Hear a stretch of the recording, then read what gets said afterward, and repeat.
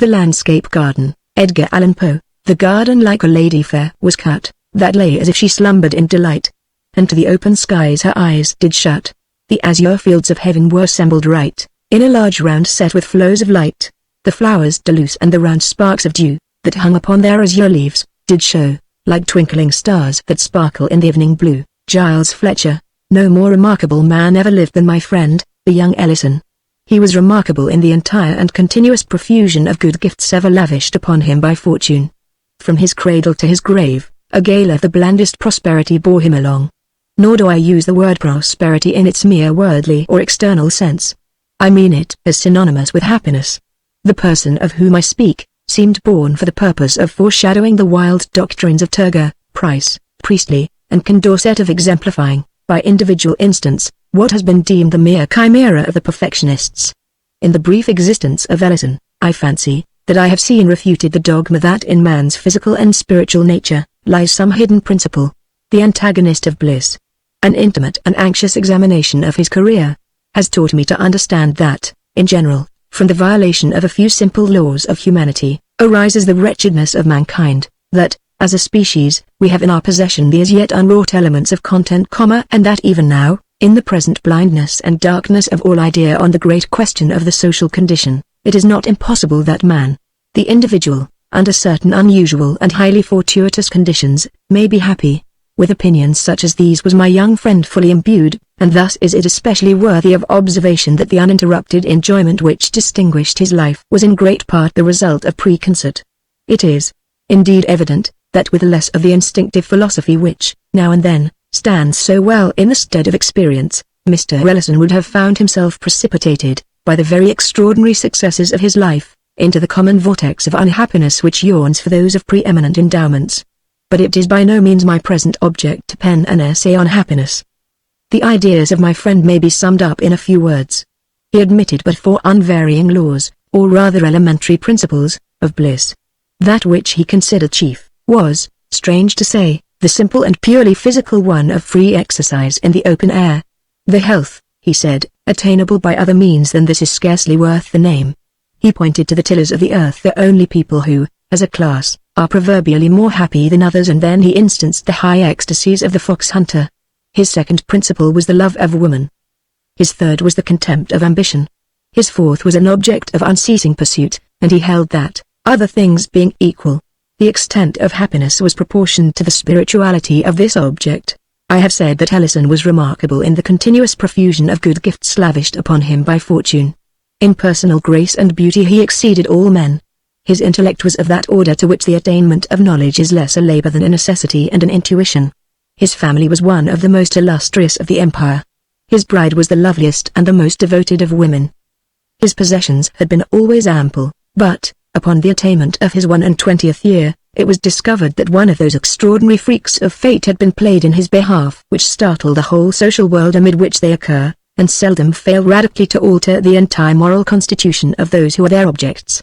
It appears that about 100 years prior to Mr. Ellison's attainment of his majority, there had died, in a remote province, one Mr. Sebright Ellison.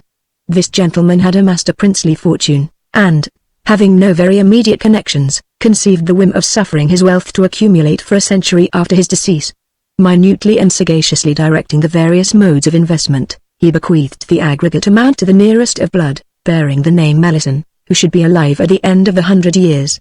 Many futile attempts had been made to set aside this singular bequest, their ex post facto character rendered them abortive, but the attention of a jealous government was aroused, and a decree finally obtained, forbidding all similar accumulations. This act did not prevent young Ellison, upon his 21st birthday, from entering into possession, as the heir of his ancestor, Sebright, of a fortune of $450 millions. An incident similar in outline to the one here imagined, occurred, not very long ago, in England. The name of the fortunate heir, who still lives, is Ellison. I first saw an account of this matter in the tour of Prince Puckler Moscow.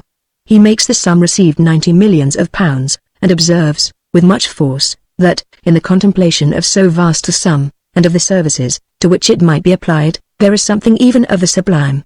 To suit the views of this article, I have followed the prince's statement, a grossly exaggerated one, no doubt. When it had become definitely known that such was the enormous wealth inherited, there were, Of course, many speculations as to the mode of its disposal. The gigantic magnitude and the immediately available nature of the sum dazzled and bewildered all who thought upon the topic. The possessor of any appreciable amount of money might have been imagined to perform any one of 1,000 things. With riches merely surpassing those of any citizen, it would have been easy to suppose him engaging to supreme excess in the fashionable extravagances of his time, or busying himself with political intrigues, or aiming at ministerial power, or purchasing increase of nobility, or devising gorgeous architectural piles, or collecting large specimens of virtue, or playing the munificent patron of letters and art, or endowing and bestowing his name upon extensive institutions of charity. But, for the inconceivable wealth in the actual possession of the young heir, these objects and all ordinary objects were felt to be inadequate. Recourse was had to figures, and figures but sufficed to confound. It was seen, that even at 3%, the annual income of the inheritance amounted to no less than $13,500,000, which was $1,125,000 per month, or $36,986 per day, or $1,541 per hour, or $6.20 for every minute that flew. Thus the usual track of supposition was thoroughly broken up. Men knew not what to imagine.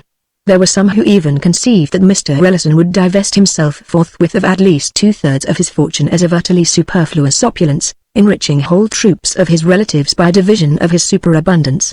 I was not surprised, however, to perceive that he had long made up his mind upon a topic which had occasioned so much of discussion to his friends. Nor was I greatly astonished at the nature of his decision. In the widest and noblest sense, he was a poet. He comprehended, moreover, the true character, the august aims, the supreme majesty and dignity of the poetic sentiment. The proper gratification of the sentiment he instinctively felt to lie in the creation of novel forms of beauty. Some peculiarities, either in his early education, or in the nature of his intellect, had tinged with what is termed materialism the whole cast of his ethical speculations, and it was this bias, perhaps, which imperceptibly led him to perceive that the most advantageous, if not the sole legitimate field for the exercise of the poetic sentiment, was to be found in the creation of novel moods of purely physical loveliness. Thus it happened that he became neither musician nor poet, if we use this latter term in its everyday acceptation. Or it might have been that he became neither the one nor the other, in pursuance of an idea of his which I have already mentioned, the idea, that in the contempt of ambition lay one of the essential principles of happiness on earth.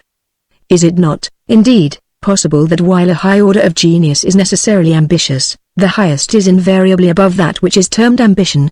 And may it not thus happen that many far greater than Milton, have contentedly remained mute and inglorious?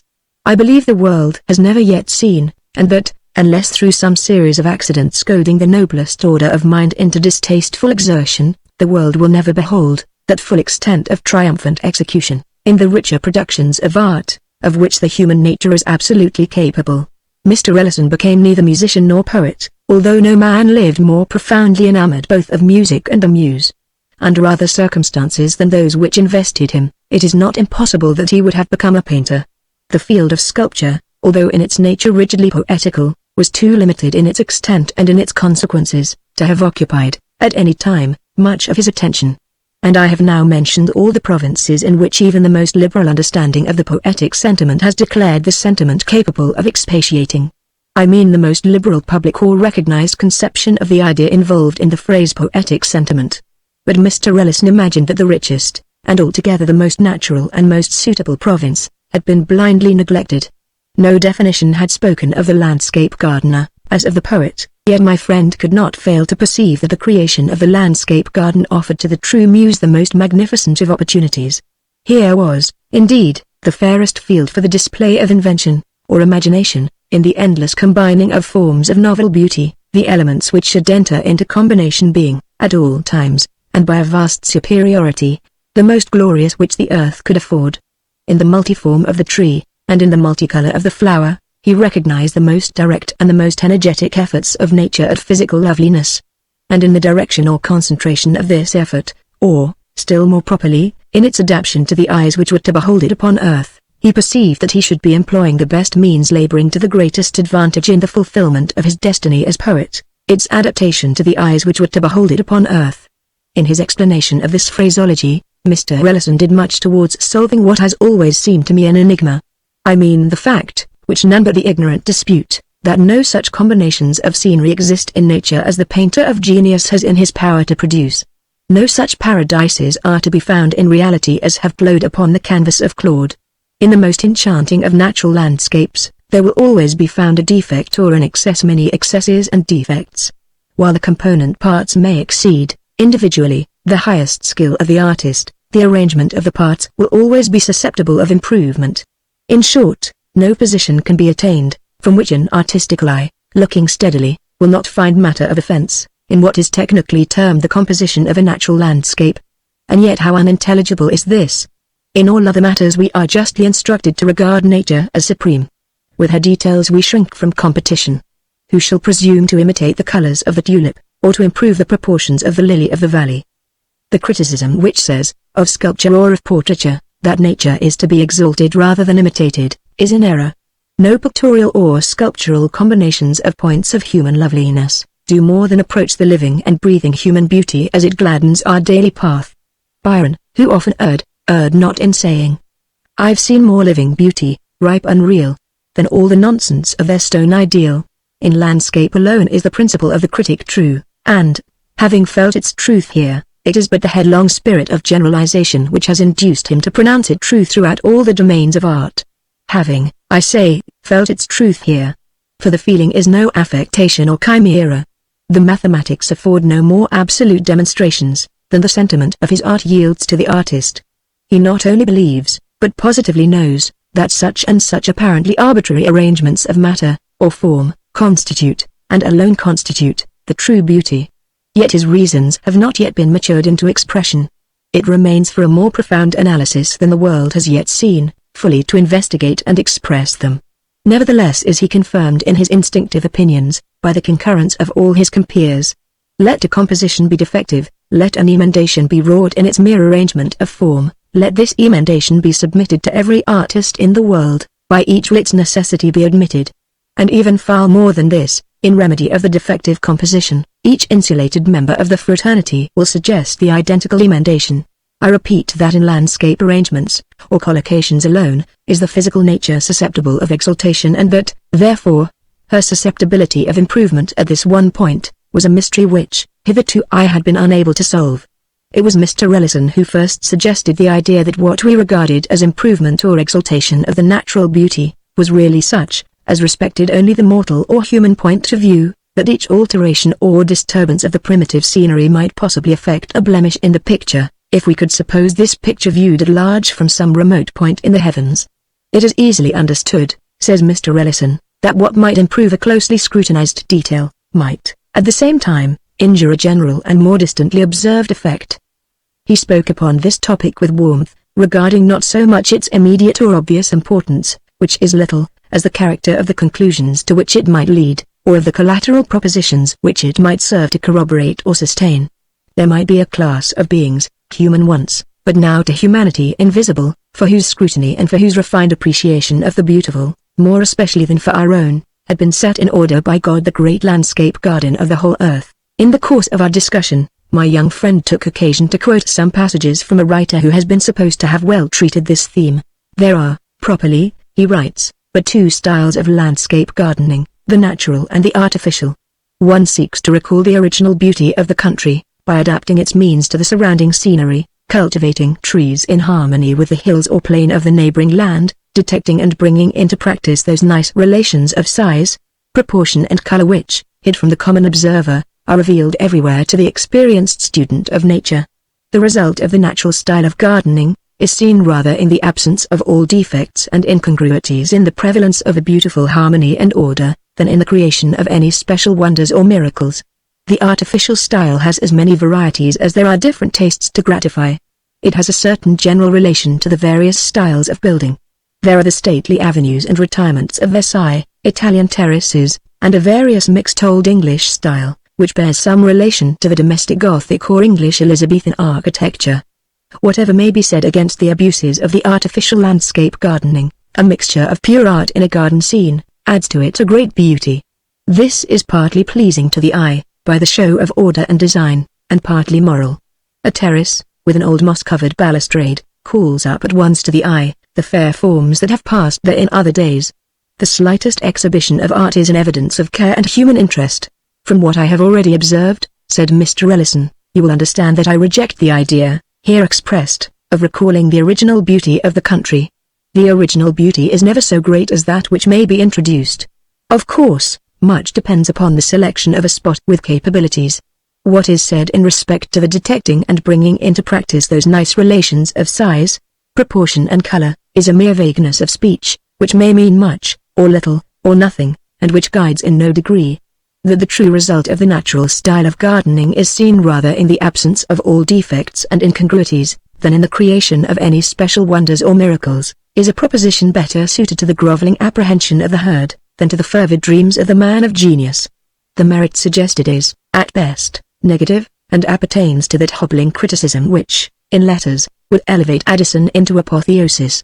In truth, while that merit which consists in the mere avoiding demerit, appeals directly to the understanding, and can thus be foreshadowed in rule, the loftier merit, which breathes and flames in invention or creation, can be apprehended solely in its results.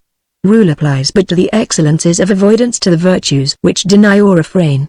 Beyond these the critical art can but suggest. We may be instructed to build an Odyssey, but it is in vain that we are told how to conceive a tempest, an inferno, a Prometheus bound, a nightingale, such as that of Keats, or the sensitive plant of Shelley. But, the thing done, the wonder accomplished, and the capacity for apprehension becomes universal. The sophists of the negative school, who, through inability to create, have scoffed at creation, are now found the loudest in applause. What, in its chrysalis condition of principle, affronted their demure reason, never fails, in its maturity of accomplishment, to extort admiration from their instinct of the beautiful or of the sublime. Our author's observations on the artificial style of gardening, continued Mr. Ellison, are less objectionable. A mixture of pure art in a garden scene, adds to it a great beauty. This is just, and the reference to the sense of human interest is equally so. I repeat that the principle here expressed, is incontrovertible, but there may be something even beyond it. There may be an object in full keeping with the principle suggested, an object unattainable by the means ordinarily in possession of mankind, yet which, if attained, would lend a charm to the landscape garden immeasurably surpassing that which a merely human interest could bestow. The true poet, possessed of very unusual pecuniary resources, might possibly, while retaining the necessary idea of art or interest or culture, so imbue his designs at once with extent and novelty of beauty, as to convey the sentiment of spiritual interference. It will be seen that, in bringing about such a result, he secures all the advantages of interest or design, while relieving his work of all the harshness and technicality of art. In the most rugged of wildernesses, in the most savage of the scenes of pure nature, there is apparent the art of a creator, yet is this art apparent only to reflection, in no respect has it the obvious force of a feeling. Now, if we imagine this sense of the Almighty design to be harmonized in a measurable degree, if we suppose a landscape whose combined strangeness, vastness, definitiveness, and magnificence, shall inspire the idea of culture, or care, or superintendence, on the part of intelligences superior yet akin to humanity, then the sentiment of interest is preserved, while the art is made to assume the air of an intermediate or secondary nature, a nature which is not God, nor an emanation of God, but which still is nature, in the sense that it is the handiwork of the angels that hover between man and God. It was in devoting his gigantic wealth to the practical embodiment of a vision such as this in the free exercise in the open air, which resulted from personal direction of his plans in the continuous and unceasing object which these plans afford, in the contempt of ambition which it enabled him more to feel than to affect, and, lastly, it was in the companionship and sympathy of a devoted wife, that Ellison thought to find, and found, an exemption from the ordinary cares of humanity, with a far greater amount of positive happiness than ever glowed in the rapt daydreams of the stale.